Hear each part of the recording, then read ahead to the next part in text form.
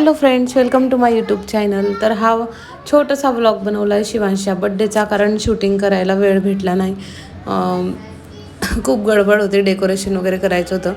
तर जेवणाचं तर ऑर्डर केलं होतं, डेकोरेशन घरीच केलं. केक मी बनवला, सो मला वेळ भेटला नाही त्यासाठीच.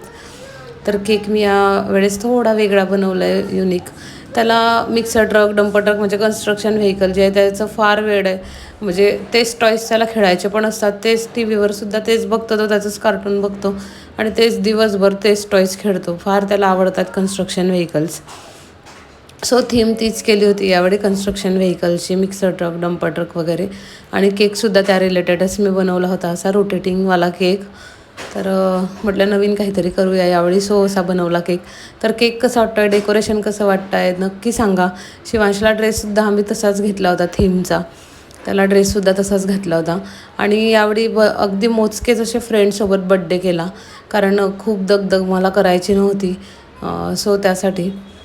पण खूप छान झाला बड्डे, अगदी कमी लोकांमध्ये, आणि छान असा झाला. तर एवढेच फक्त त्याचे फ्रेंड्स बोलवले होते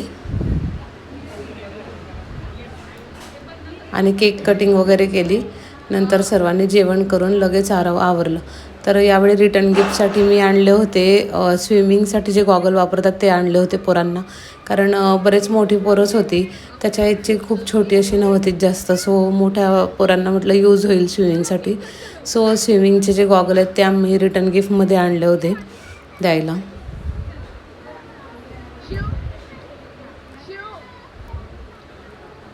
तर सर्वजण वेट करत होते केक कधी कट होईल असं. आणि केक सर्वांनाच आवडला होता. पोरांना फार त्याचं आकर्षण वाटत होतं, कारण तो रोटेट होत होता, सो त्यांना असं काहीतरी नवीन वाटत होतं. तर जेवणामध्ये पनीरची भाजी, चपाती आणि पुलाव असं साधा मेनू ठेवला होता. म्हणजे ऑर्डर्स केलं होतं ते जेवणाचं सुद्धा.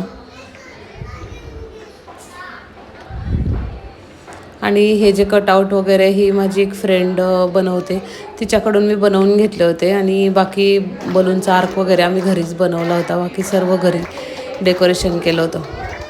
तर कसा वाटलं बड्डे सेलिब्रेशन सांगा, आणि केक, डेकोरेशन, ओव्हरऑल सर्व कसं वाटलं नक्की सांगा.